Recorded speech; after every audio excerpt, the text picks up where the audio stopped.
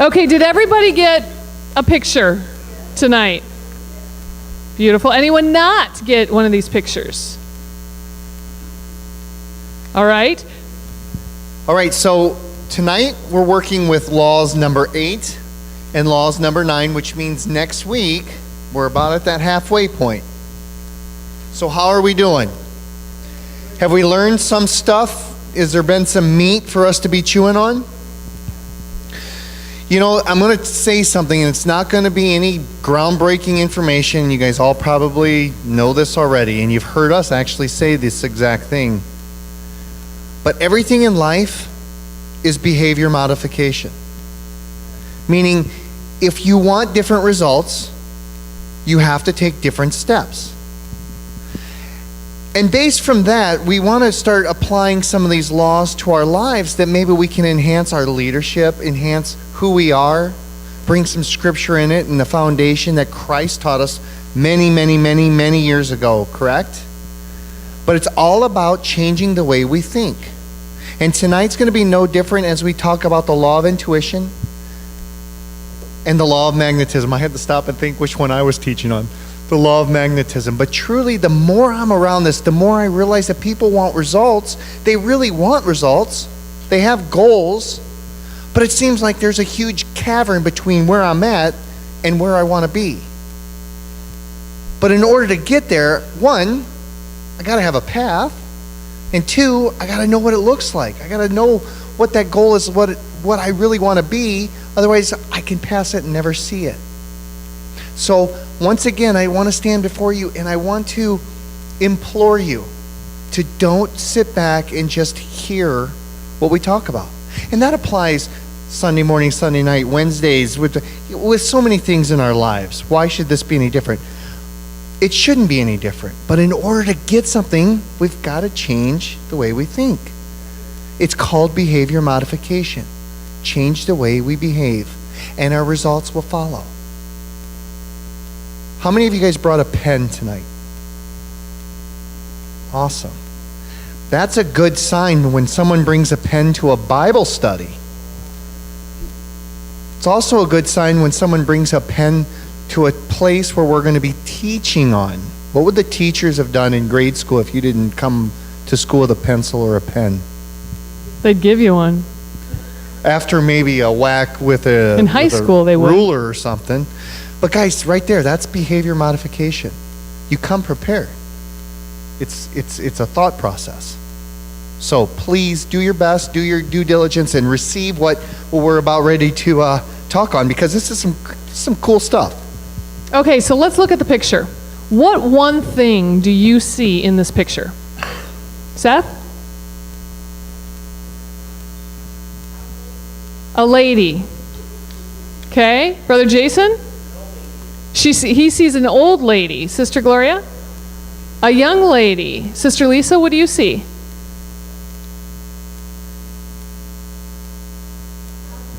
A what? A feather. Earlier she told me she saw a turkey. Right? Sister Dawn? You see both an old lady and a young lady. Well, hold on. So everyone's seeing something else? Who's right? You can't all be right. Okay, let's talk about the law. I got you. Thank you. Let's talk about the law of intuition. The law of intuition, the tagline says that leaders evaluate everything with a leadership bias. On one of the pages, I believe it's page 92, it also says, how you see the world around you is determined by who you are. What does that mean when you look at this picture? How does that statement relate when you look at this picture? Like I said, on page 92 it says, how you see the world around you is determined by who you are. So what does it mean when you look at this picture? What does it mean that Sister Gloria sees a young lady, Brother Jason sees an old lady? Brother Tim? Depends on your viewpoint. Absolutely. So I'm curious, what is your natural bias in life? How do you see things? Sister Dallas, where did you go? There you are. You're an artist. Do you see everything like a canvas? Everything in a beautiful opportunity to recreate on your... No? Okay. Sister Sharon, do you see everything as a song? No. But you're a musician. You're an artist. Why not? What is your bias? How do you see things? We might have talents in life, but they may not be our natural strengths. I can play piano, but it's not my natural strength. If I don't have music, I can't play. What are your natural strengths? What do you have internally within you that when you see something, naturally you see it in a different way, in a different light, because that's what's in you? I'll jump in here? All right, so I can't help but to see an example a lot of times when I'm at that door and Brother Tim and Brother John get talking back and forth. Now, what would be the conversation they have? Oh, about cars, absolutely. Now, they don't probably realize it, but you watch the countenance from these individuals. You know, I could sit there and talk about work or investments, and I'd have to nudge Brother John to wake up. But boy, if Brother Tim comes in and asks how the quadraphonic Blaupunk was changed out of the blah, blah, blah, John's like, oh, hey, his whole countenance changes. It's the way we perceive. It's the way we look at things. So the law of intuition is one of the hardest laws to really comprehend. There's not much concrete stuff around intuition. Intuition is more like an internal feeling or an internal understanding. How many of you, when you read this chapter, how many of you really connected with it, understood it? Sister Dawn's like, yeah, no, no. Anyone? Did anyone really capture this? Brother Tim?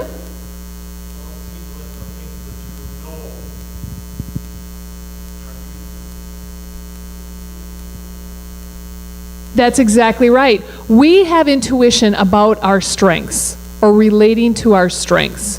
If it's something we're naturally strong at, we just have an intuition about it. I remember when Cassie was younger, she was probably 2 years old. She was already to bed. I was in the bedroom hanging up laundry, and she walked in.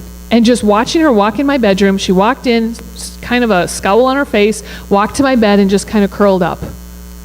And immediately I said, we'll be back. She's got a UTI. She's got a urinary tract infection. We'll be back. I've never had one in my life, but I knew. I just had the intuition that I knew what was up, and sure enough, that's exactly what it was. She was only 2. She couldn't even communicate really what was going on. I just knew. Anyone ever have that experience where you just knew? Sister Gloria, you just know, right? You know, in a way, with the women, not that I'm prejudiced or biased toward anyone, but y'all women got that like extra sense. God like had some kind of thing that he sprinkled on you guys, because you pick up on things that I have absolutely no clue. Cassie will come in and Kathy will get up and she'll just walk down the hallway. To me, I'm thinking, why are you bothering us? I was ready to fall asleep. But Kathy was up and gone. She knew something was going on. Similar to what guys are like. If you're walking in a precarious spot, a spot that's with your family, you have your family around, and you sense that there's something to be concerned about. It's like a mother hen kind of bringing, all right, everyone, take care of yourself. Let's get together. Not saying women don't have that either, and I'm just trying to draw a comparison to what men have that is somewhat similar to the abilities of a woman, but you guys do have that sense, but that's your motherly gift, correct? Mm-hmm. Absolutely, absolutely. And men, you do have the same sense. And I like how you use that with safety and security. It's like the deer that you watch in the woods. There's that intuition, there's that sense. So let's go further. Let's really define what is intuition. So I'm kind of curious, are you the type of person that is a fact or a feeling person? How many of you are fact? How many of you are feeling? Okay, what about this? Are you do you react with your head or your heart? How many of you with your head? You react with your head.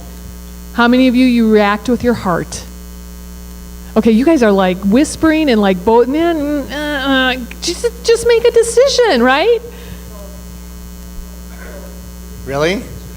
Pastor, what are you saying? Confirmation. Oh, good. Then I don't have to come. Awesome. Just kidding. Just kidding.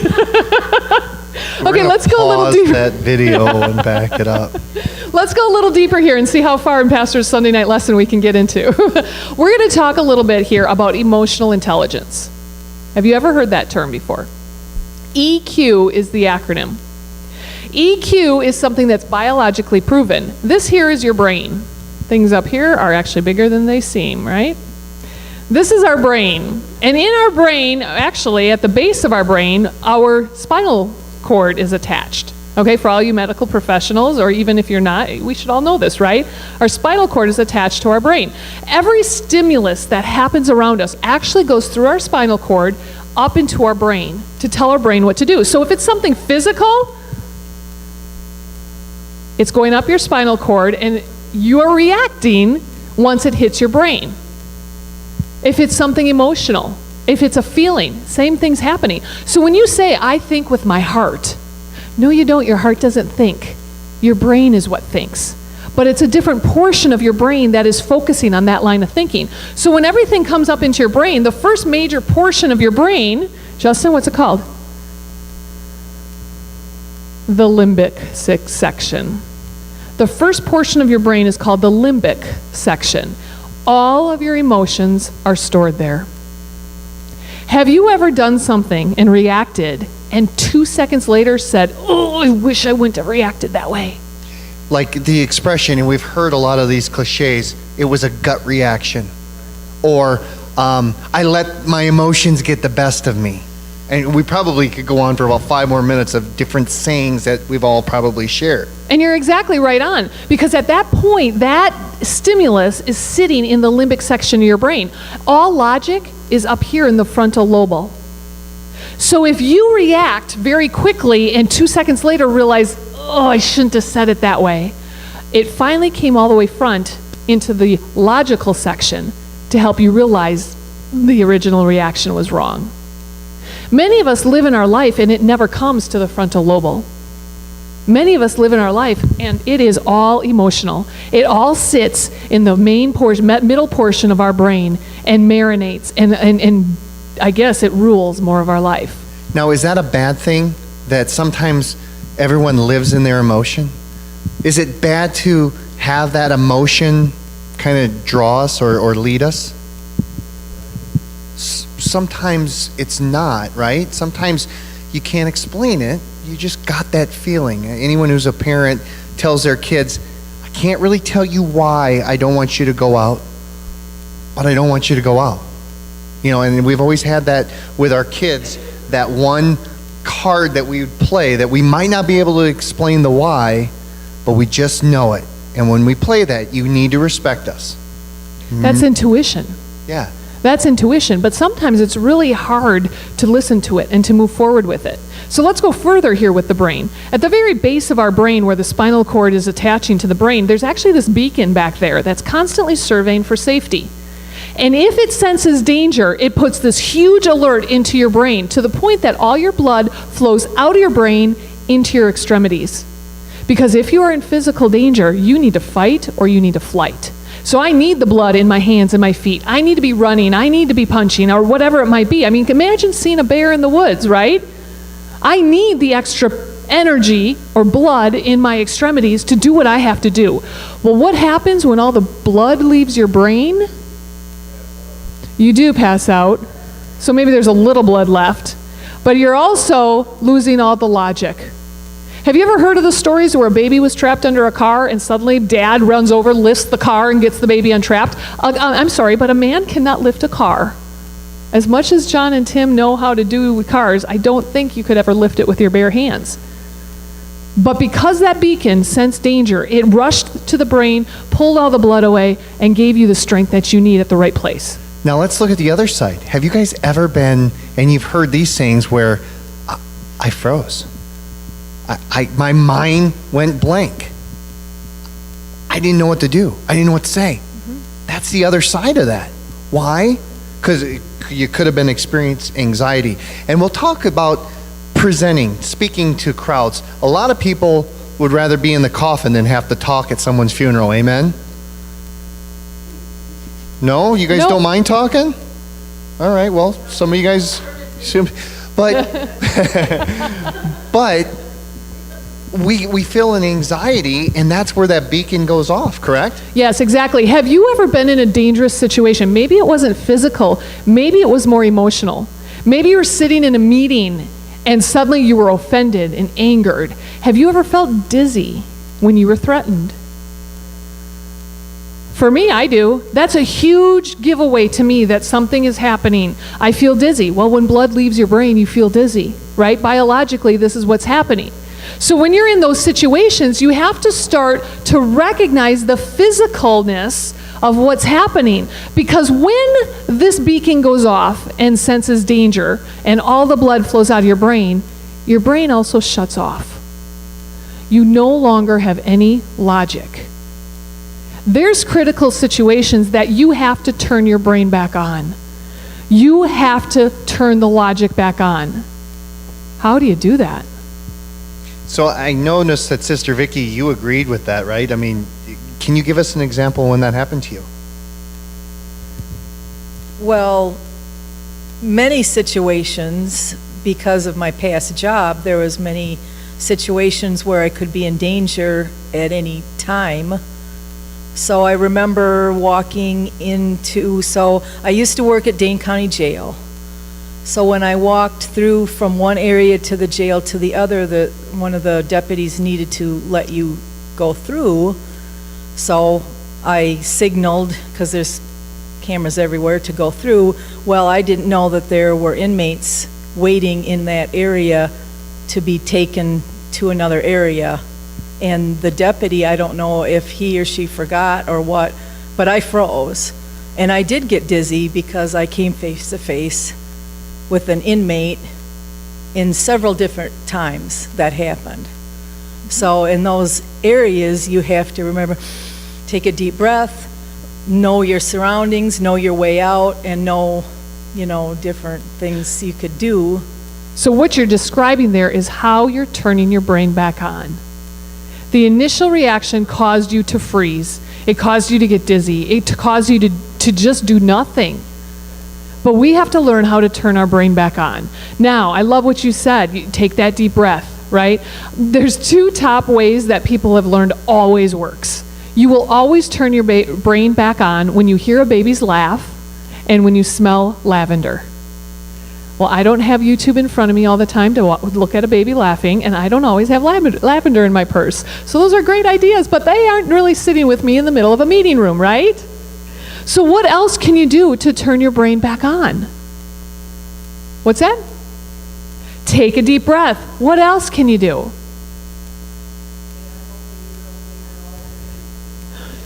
For the moment, just don't even. Positive self-talk, exactly. What else can you do?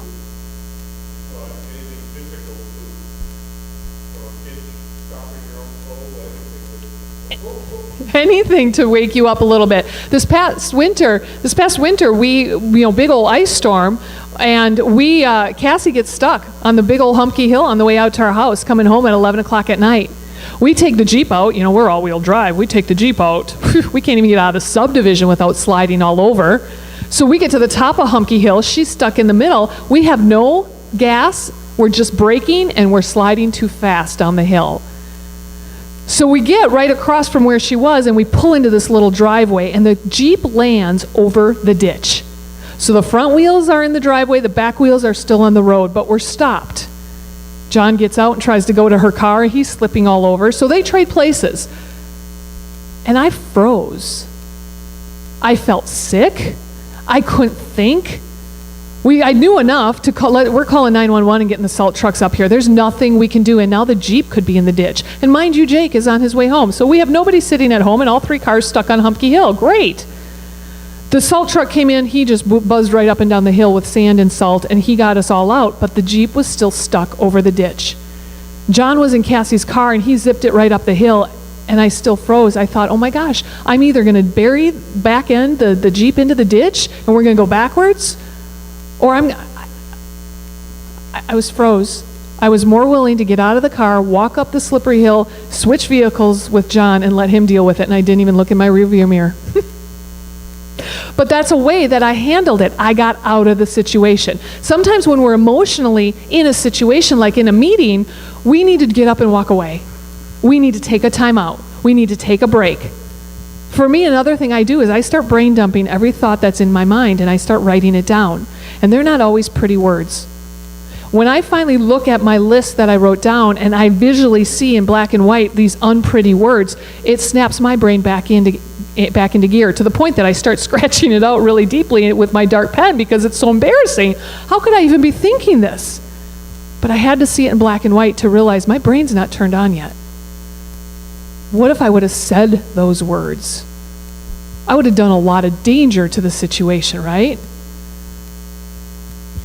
So we talk about the deep breaths. We talk about maybe stepping on our toes or doing whatever. Kathy writes them down. What works for one person might not work for everyone else, correct? So we could conceivably have 30 different ways to turn our brain back on. But one thing is certain. Can we all agree that there's times and situations when our brains shut off?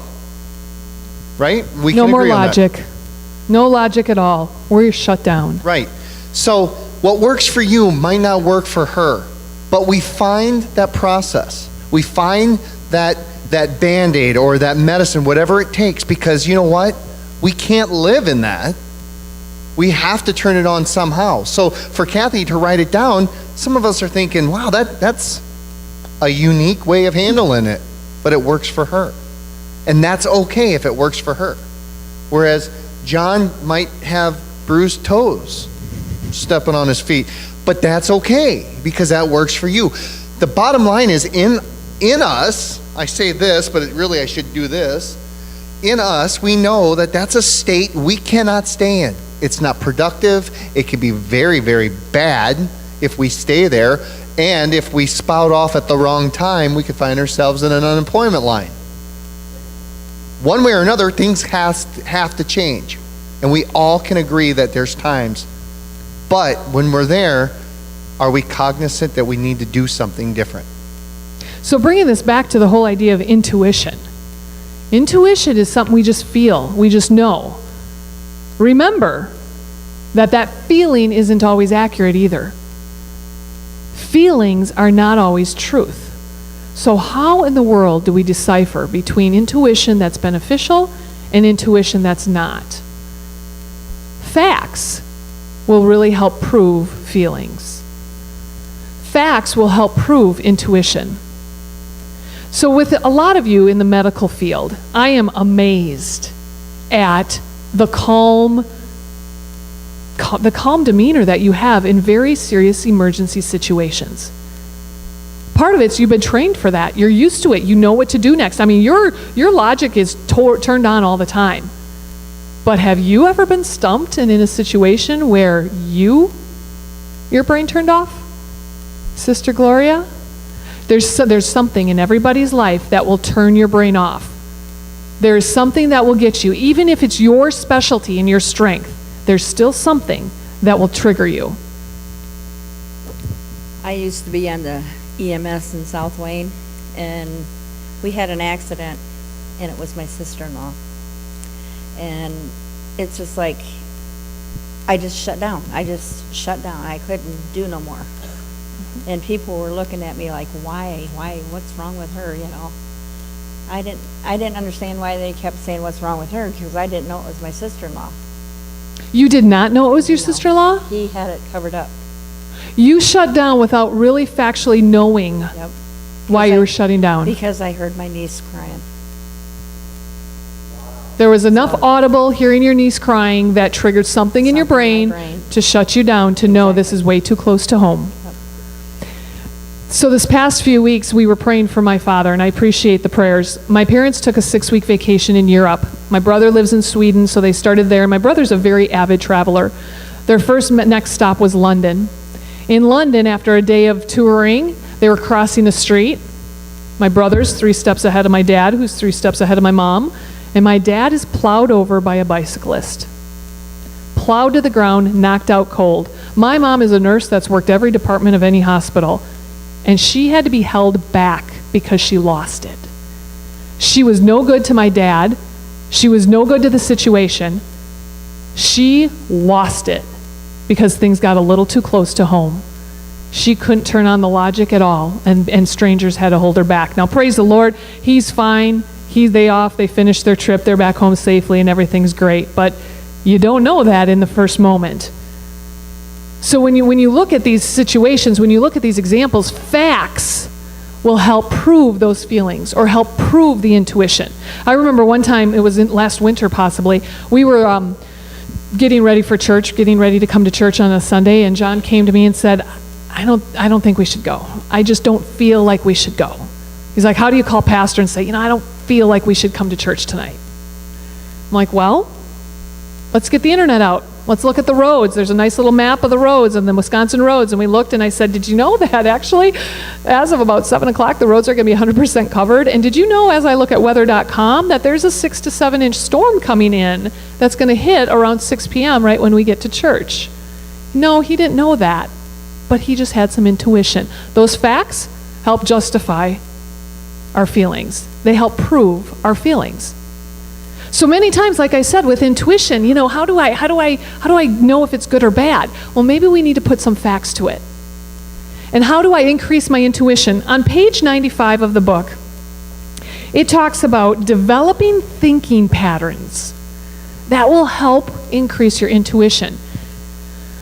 I love patterns because when I can see a pattern, I can figure things out. I can make things different, make things better. But sometimes I can't figure out the pattern unless I document it. Have you ever been in a situation where you just are like, oh, red flags are going off and I don't feel like this is good. I don't feel like this is a good situation. I know with many of my professional development areas, I just haven't felt right about it. So I've learned to document it. And I just document it and that's it. But months later, I might come back and see a few different times that I documented, and that's when I can start to see the patterns. That's when I can start to develop my thinking patterns. Something else here on page 7, it talks about, actually it was the football example, where it was talking about the quarterbacks, how they just drill the quarterbacks the night before a game. They drill them on the plays, and they're just throwing them at them to see how fast they can recollect, because in a game, they better be that quick. How many of you guys played football in here that you guys could really adapt to what they were saying? When I played quarterback, it was a given that I was supposed to know everyone else's position. So you come to the line of scrimmage, and no longer do you have to wonder, okay, now I need to do this or that. It comes automatically to you because now you're scanning the defense to see what plays will truly work. People go in motion not because they want to wear out the defense. It's because if a receiver's going in motion and that defensive cornerback follows him, I know it's a man-to-man. It's man-to-man defense, which means I can isolate the outside. If they all switch over as that guy goes in motion, it's zone, and I can expose him in the center of the defense. It's cover 2, we would call it. I know that if there's a cornerback on an island with my receiver, then I can give him a hand signal, whatever it is, and have the receiver take off. It's a development process that you just automatically know. How many of you can follow him while he's explaining these football plays? Brother John's like, no, thank you, Ethan. Ethan's like, yeah, I'm there with you. I could see it all happening, right? Did you always know this your whole life? Did you even know what a quarterback was? Maybe since you were 5, but when you were 4, you didn't, right? Probably not. So this is what's so encouraging is this is learned and rehearsed. Why do you think in Psalms 119:11 it says, I have hidden your word in my heart that I may not sin against it? Why do you think we see it so important to hide the scripture deep within us? Because there's times we better just make sure it's ready to come back, ready to show itself in whatever situation. Brother Jason, do you have that scripture on that card? There you go, from Sister Dawn. Way to go. Hide the word of God in our hearts so that when we're in that dangerous situation and our brain shuts off, it is so learned and so rehearsed that it's right there and we do the right thing because we know the word of God is the right thing. We can increase our intuition. Developing those thinking patterns, learning, rehearsing things. That's how we start to put facts toward those feelings. That's how we start to justify the intuition, the feelings that we have. And this really is a powerful law, but it's hard to understand. So let me just real briefly tell you about an activity that when we teach on emotional intelligence, this is how we start off the teaching. We pair them up, we pair people up. I know we won't go through this for time's sake, but then we have each other spend 1 minute talking about a pet peeve of theirs. So you can imagine as I'm talking to my partner and I'm telling them about, I hate bad drivers. That's my biggest pet peeve, I think, is bad driver. Little do I know I must be a bad driver because my wife always tells me I'm a bad driver. No, I just get sick. It's facts, okay? I get sick when you drive. So when we start talking, I might say, I really dislike, but by the end of that minute, invariably the same thing happens. Now my voice is going, and now I'm interacting, and now my hands are going, and they drive me crazy, and I start grinding my teeth. And it happens time and time again. My emotions take over. We're human. That's going to happen. But how quick can we turn those emotions off and get back to processing things through our frontal lobe? We have to. We are emotional creatures. And it's okay to have that law of intuition, right? That gut check that something's not right. But what Kathy's saying is that to validate that, facts are usually there to help us out. What do you guys think of law of intuition now? Anything different? Is it easier to understand? How many of you guys would say you're intuitive, that have an intuition that just tells you? Yeah? That's powerful. That is powerful. Now, how many of you guys would say that you thought something and you were way off? You thought you were intuitive to a situation, and boy, were you way out of there. Wow. It's just I'm you. the only one. Me.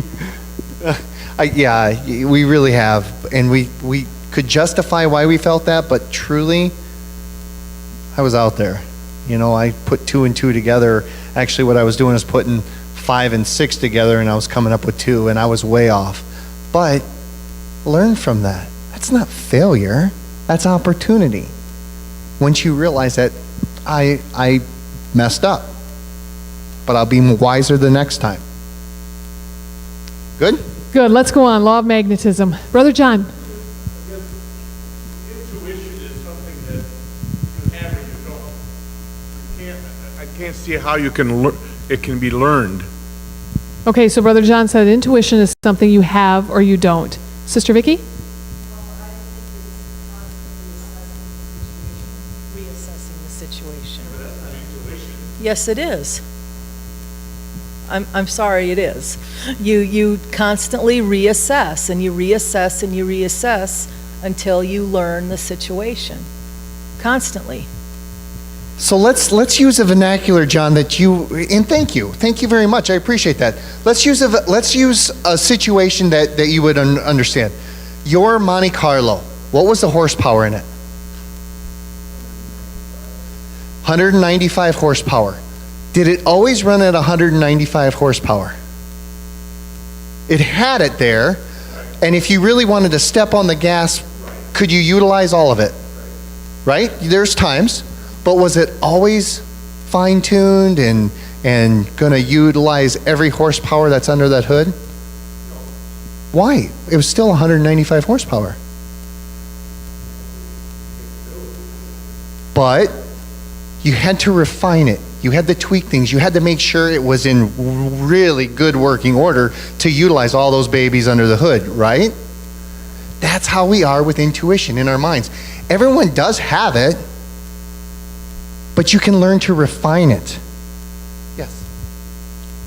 I think a good example is, when you're younger, or, if you don't have children, you have certain intuition about some things possibly, but you may not have a clue about kids and how they act and why they do what they do. But by the time you have children, or if you spend a lot of time with children, maybe a teacher or somebody in daycare or something, then you begin to develop that because you see the trending of what kids generally do. And so then you can tell when they're really not being honest, or you can tell when they're this or that, like Sister Kathy said with Cassie getting sick. You know, you can tell when they're not feeling good, when they're not acting right. Your intuition tells you something's wrong. That's a great point. So, like, when I was first a parent, I knew nothing about kids, but boy, I could tell you a lot about them, right? In my mind, I was a great parent. But it only took one time for that flushy, rosy cheek to happen, and maybe their droopy eyes to realize, uh-oh, they might have something. Ear infection. Pay attention, right? You can't see the ears, but something's going on there. Or if they're just doing that. To me, they were just doing that. They were itching or something. But it didn't take very many times for me to have that intuition that, uh-oh, there's a different color in his cheek, and they touch their ears, there's something wrong. It was learned, but we all have an innate ability. I'm kind of like you, Kathy, the intuition. Like when Shane was over in Iraq, I prayed and prayed and prayed for him every morning, night and day. You know, I just prayed a lot for him. And one night I got woke up at 2 o'clock in the morning that something was wrong. And it was wrong. And I don't know if it's a mother's intuition or what. God woke me up or what. And I don't want to confuse either the act of God. I thank you for saying that, because that's what I was grabbing that microphone for. This intuition is not synonymous with the Holy Spirit in you, directing you. That we really probably should have caveated that more, that many, many times it's Jesus working in our hearts. And unfortunately, as humans, we think, oh man, I really hit that on the head because I was aware. No, you didn't know anything. It was all the act of God. Okay? So, you know, we take a lot more credit we deserve, but we give a lot more blame than what he deserves. You know, we do something good. I knocked it out of the park. When something bad happened, why God? So, yeah, thank you for saying that it's not always us. It's the glory of God. Intuition is learned because you get so used to what the normals are. So we're used to, this is how it is, this is how your life is, and pretty soon you just know when something's off. So even like with newborns, I know what a newborn assessment is, I can do that. That baby, something just tells me it's not quite right, because you know what should be right. So that's why it's learned, because now you get more expertise in your field or in your life or whatever it is, and then you're like, oh, something's not quite right. I'm gonna really look at that baby a little better. I'm gonna assess. And that's why I liked what Vicki said, because you are always assessing and you're always like, oh nope, something wasn't quite right. So we learn what's right, we know what's right. And we put words to it called feelings. That doesn't feel right, or I just don't think that's right. Those are emotional words. Brother John, behind you, honey, has a thought. But we put very emotional words to it, when in all reality, it's all happening in our brain, and it's possibly something, like you said, that we've learned to realize it's off. Brother John. But I don't know if it's learned or you have the intuition and then you start to be more acute of your intuition. You're not learning more intuition. Just like, I don't know if it give God the glory or not, but I can set something is going to happen, but it'll happen before I can do anything about it. I said, oh, there's a hole. Oh, my keys dropped. Oh. And I've done hundreds of times. Now, is that intuition? But it's too soon. It happens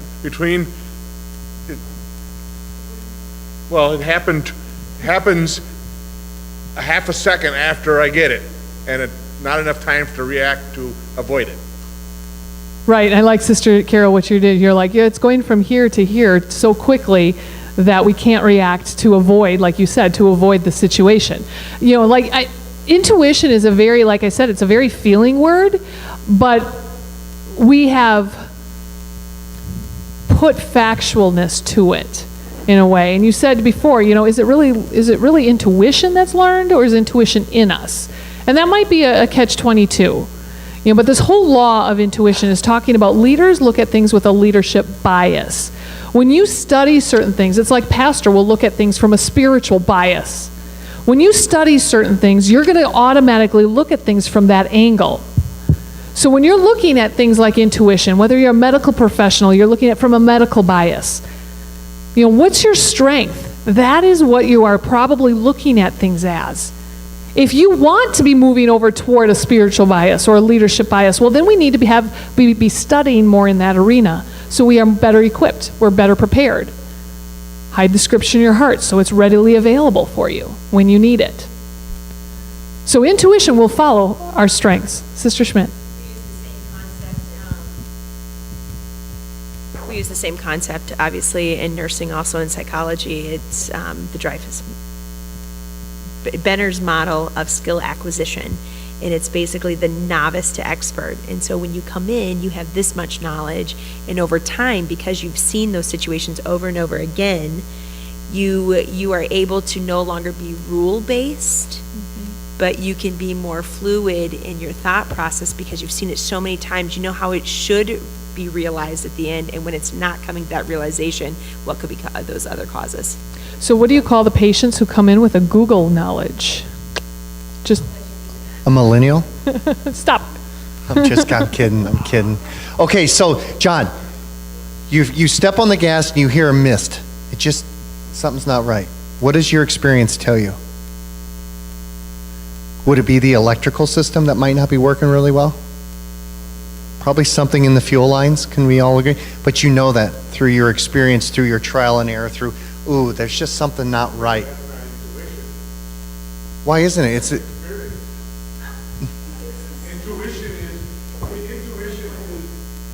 is I was working under the dash of a car one time, and all of a sudden, there's someone standing over me, looking, and I turned around, yes, there was. That's intuition. Turning around, calling it a bear behind me. That's turning around and seeing the bear. That's knowledge. That's not intuition. It actually is, but not according to your definition. And I would love to talk to you more after the service about that. But for time's sake, we need to move on and do the due diligence. I'm not trying to stop discussion. I love the interaction. I love it. That's what we're supposed to do in masterminds. But we have to keep moving on. Okay, so the next law is the law of magnetism. And the law of magnetism says leaders attract people like themselves. So let's think of a magnet. Never does metal say, oh, I really want to be attracted to a magnet, does it? What it takes is you have that magnet and you take it to metal and the metal comes over. What we talk about in the law of magnetism is exactly the same thing. The people that follow you are the people you attract. Okay? This is another tough topic to understand. But let's just go and give you an example. Think of a character enhancement that you would like someone, we're just going to say that you would like someone to have that would follow behind you. Say we're all managers of something. And I'm hiring, but I'm going to hire based on this. I'm going to hire somebody who loves to do research. What would you guys hire someone who's good at X? Honesty. All right, very good. Telling the truth is very important to you. Who else? Sister Mary. A great leader. Someone who shows leadership qualities that might be a self-starter that you don't have to babysit maybe, that they can just take over. Okay, very good. Sister Dawn? Very punctual. Very someone that I know if I give an assignment, it's taken care of. I can get it off my plate, right? Very good.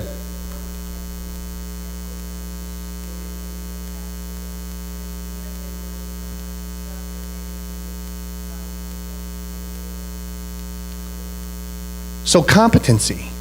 Someone who, if you give them, not only do they know what to do, but they can get the results done. They're competent. Yes, Pastor.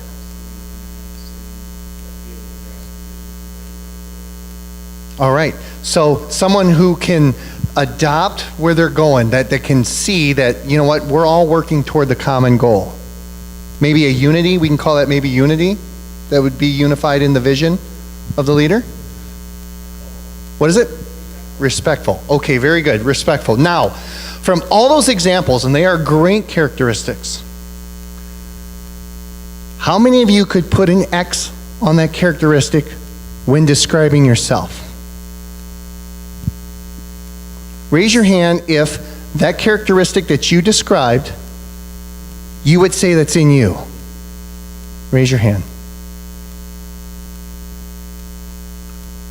I was actually pretty sure I'd get 100%. We didn't get 100%. But that's what the law of magnetism says. Is that if I'm a person of high character, that's a big if I'm a person of high character, there's chances are that as a leader, and I display character, people with character are going to be part of my organization. Okay? That doesn't always happen. Or if it does happen, it may change. And here's the case.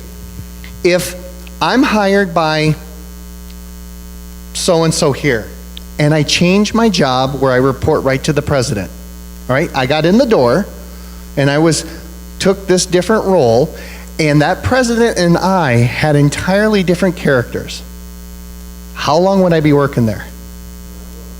You wouldn't, would you?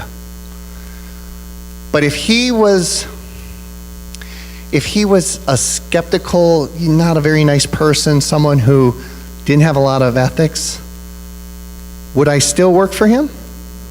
No. What kind of people would work for him? And it goes back to the saying, birds of a feather flock together. That's absolutely right. So years ago, when I was hired at one of my jobs, within a few months, the vice president said to my manager, "You always do hire the mini-me's, don't you?" And her and I were a lot alike. A lot alike. We totally did really different things, but we had so much alike. So much alike that she is one of my best friends today. After I long left that company, she's still one of my best friends. And as I look at my team, I see the same thing. I see people, the two people mainly that I've hired, they are so much alike, but they have the same values as I do. The things that drive them nuts drive me nuts. And it's amazing because I don't go in an interview looking for somebody like me, but we attract people like ourselves. So let's look at a couple examples. Let's look at both ends of the spectrum. Let's look at Jesus, and let's look at Adolf Hitler. Okay? Jesus. What kind of people did he attract?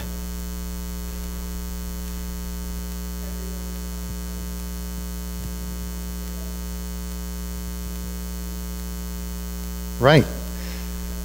That's a great answer. You're absolutely right. Let's narrow it down a little bit. What were some of the characteristics of the disciples? Right? Both of which we can sit there and say, Jesus was, and Jesus was. Was it? He was. He liked money. Yes. Jesus went to Judas, right? And Jesus, actually, he was a crook, but what did he put Judas in charge of? The money, right? What a coincidence, huh? No, it wasn't a coincidence. He knew the beginning from the end. How did that work out? It didn't, did it? But what else? What other disciple characteristics did we see?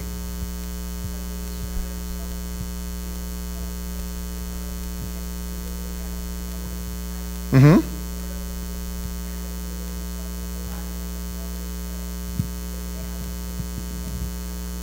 That's very good. They weren't minions, right? The disciples weren't little mini Jesuses. They brought other things to the table. You can't get I guess it wasn't a disciple, but I'm thinking of Luke was a physician, right? Matthew was an accountant. So even though they might not have walked with Jesus, there were still people who drawn with different abilities, but the characteristics is what we're talking about, Brian.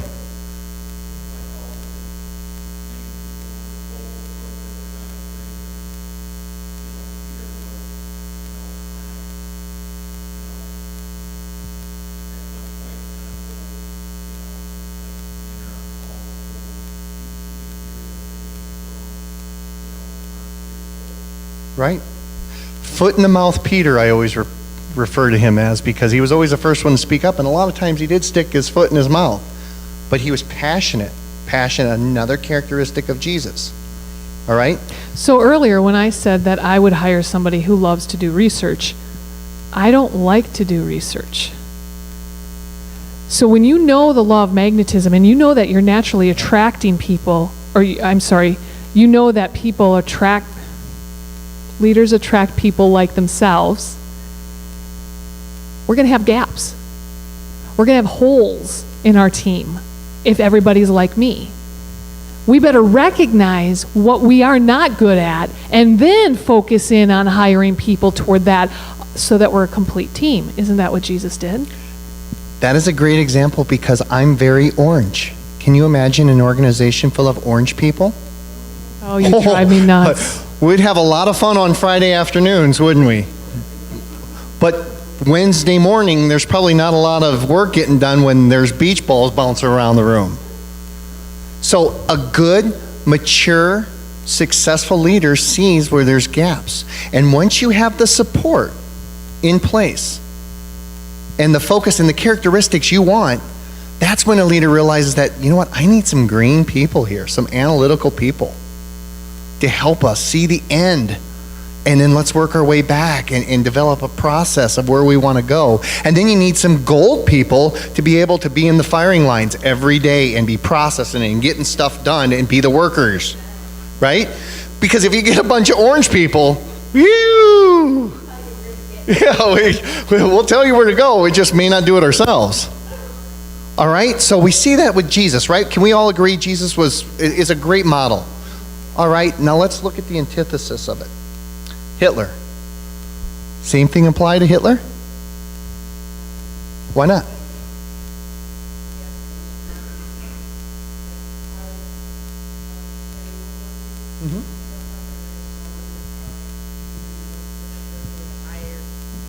Officers, so therefore they were mostly like Hitler. They hated who Hitler hated. They basically Jews, and they prosecuted them for no reason.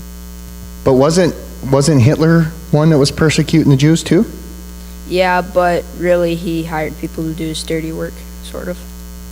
But did they have similar characteristics? Definitely. Okay, so it's the exact same then that Jesus did, and we can't get caught up on the good or the bad. Right now we're focusing on the magnetism, right?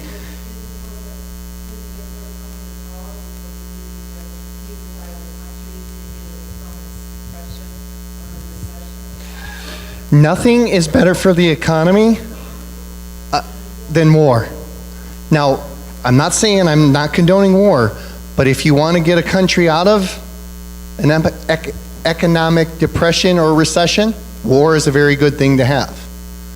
So we're looking at Hitler, and Hitler absolutely surrounded himself with characteristics exactly the same as him. You talk about the people who persecuted the Jews, or the leader of the SS, their special forces, I guess you could say, the elite ones, and you can go down the line of all the generals or whoever that followed Hitler. They were birds of a feather. They were all evil men. You didn't see a good character, religious, loving, blue person. Ugh. He wouldn't have fit in, would he? He'd probably have been right next to those Jews being persecuted. So we can go over and over again and talk about the characteristics, but it's so true. And the more I study this, again, the law of magnetism is a lot like that law of intuition. It's intangible. You can't really touch it. You don't know why it works. It just works. And it works over here with Jesus, and it worked over here with Hitler. And sometimes you don't even know why you're connecting with somebody. You know, like I said, with my team, I can analyze them now and be like, oh my gosh, we are all so much alike. But when I hired them, I didn't know that. I don't know why I connected with them and said, yeah, let's hire this person. So again, it's like intuition, where it just, something's connecting with, magnets, right? We're connecting here. I just feel it's right. But through time, facts will prove those feelings. The law of magnetism is neither good nor bad. We can't get hung up on the good or the bad. It's like money in your wallet. You pull out a $20 bill, that's not good and it's not bad. But it's what you do with that law of magnetism. So now let's turn it on ourselves.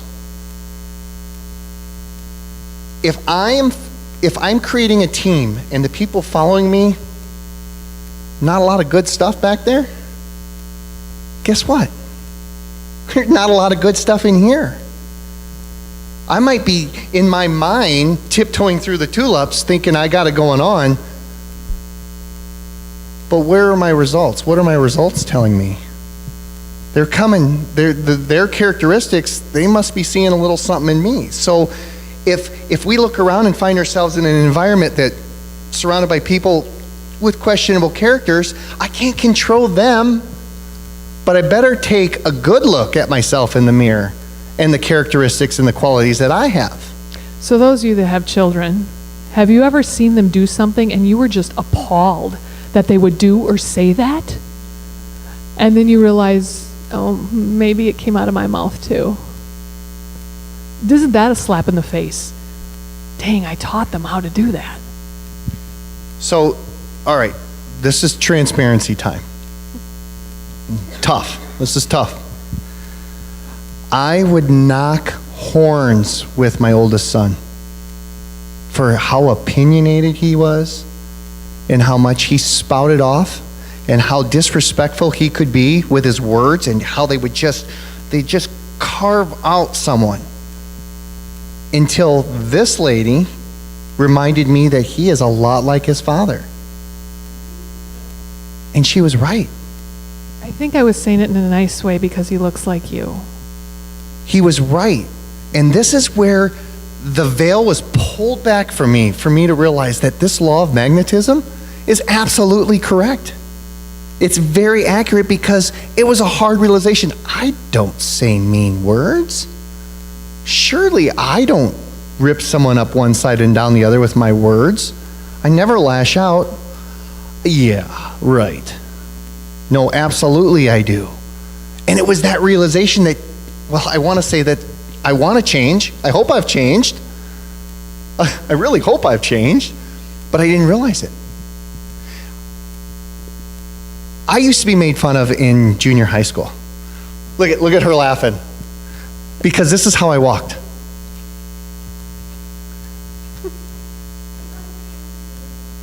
And I saw my friends make fun of me, or they would do that to each other, and they'd giggle and not say a word, and I'd be like, what are they laughing about? And then finally one of them said, look, that's how you walk. And I'm like, you're crazy, I don't walk like that. Until we're walking down the road, and I look in the window downtown, and sure enough, I got a pulled muscle, so I can't really do it too well, but so that's how, they were right. That's how I was walking. Keep going, tell some more stories. No, I'm not going to tell any more stories. Isn't this fun? I'm not going to tell some. So let's do a biblical application. Let's look at Elijah. In 1 Kings 18, we read where Elijah was with the prophets of Baal, and they were calling down the fire from heaven, right? And at that particular time, would it be safe to say that Elijah was somewhat outnumbered? Not just with the prophets of Baal, but everyone was sitting around kind of wondering, what side am I going to go to? We'll see. Let's. Otherwise, there was never going to be a challenge. But the 450 prophets of Baal are chanting and cutting themselves, and Elijah's prompting them to do maybe a little louder, maybe he can't hear you, do this, a little more of that. And nothing happened. And then Elijah steps up with the 63-word prayer called Fire Down from Heaven, glory to God, that 3 times they soaked it. It was running over with water in a famine. So if anything, maybe his leadership ability might have taken a hit because they're thinking, what is this guy doing? The water is pretty precious to us. I'll do it again. We're going to do it again. So the fire gets called down from heaven, 63-word prayer. What does he do? What does he tell the people to do? The people who weren't sure what side they were going to go on, what does he say to them? He says, don't let one of them escape because they're finished. all of a sudden you see the leadership that he displayed, and every one of those prophets were killed that day. You look at Elijah and Elisha, on top of almost having identical names. Look at their characteristics. They were magnetized together. So remember, here's the gist of the law of magnetism. If you look around at the people that you hang out with and you question their character, they might not be such good people, you might want to look at yourself. That's a hard realization. But I can promise you that was tough, and I've done it to myself and realized, there might be something I need to change. Because it goes so deep. I can't understand it. I can't explain it. I don't understand it. I'll say it again. I don't understand it. To the point where if you pick the 5 closest friends that you have, and if you knew what their salaries were, how much money they made a year, you're probably making the average of that. Something about the magnetism. You guys probably are in same maybe level of your professions. It goes beyond comprehension. And I don't understand it, much like tithing. I don't know why it works, I just know it works. And no one can convince me otherwise. The law of magnetism is true. If people follow you that are questionable, look in the mirror. If they got it going on, you're doing quite well, now we need to start working on filling in those gaps, bringing in some golds, bringing in some greens. Blues, okay, I guess just because. But that's where the health comes in, by surrounding yourself with everybody, right? Your All right. pastor's blue, honey. What? I'm just saying, your pastor's blue. My pastor is blue. So, chapter 8 and 9. Law of intuition, law of magnetism. Hard to touch, hard to explain, but they're real. And it's just a matter of understanding. Understanding that they exist so that we can use them to our advantage. So that we can recognize maybe where we need to work. And also maybe we can recognize when they are happening. For next week, we're going to work on chapters 10 and 11, the law of connection and the law of inner circle. I'll just give you a little tidbit. Law of connection is John's #1 favorite, so it'll be a fun time. Orange. Awesome. Great. Pastor?